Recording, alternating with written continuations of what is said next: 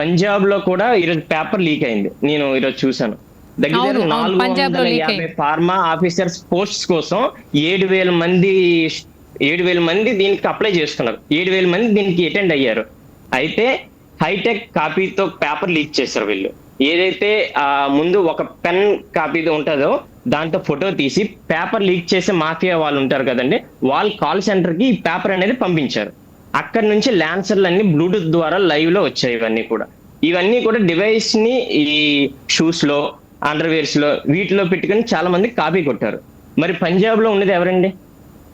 ఈ ఏదైతే సిజేపీకి సపోర్ట్ చేసినటువంటి వారే కదండి అక్కడ ఉన్నది. ఇప్పుడు సిజేపీ అని అక్కడ నిరసన కార్యక్రమం చేస్తున్నారు కదా, అదే వ్యక్తికి సంబంధించిన వాళ్ళే కదండి అక్కడ అధికారంలో ఉన్నది.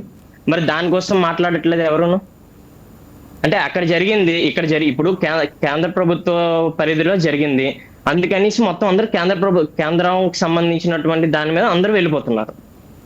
అంటే ఇప్పుడు పంజాబ్ సీఎం గారు వచ్చి ఇక్కడ మాట్లాడుతున్నారు కదా, మరి వాళ్ళ రాష్ట్రంలో లీక్ అయ్యేటటువంటి పేపర్ ఏదైతే ఉందో మరి ఆ పేపర్ మీద ఎవరు మాట్లాడట్లేదు. ఆయన రాష్ట్రాన్ని వదిలేసి ఢిల్లీలో వచ్చి కూర్చొని ఢిల్లీలో సంబంధించి అక్కడ వచ్చి మాట్లాడుతున్నారు. ఇది ఎంతవరకు కరెక్ట్ అనేది మరి సైదా గారు చెప్పాల్సినటువంటి విషయం అయితే మరి నాకు తెలియాల్సింది ఉన్నది.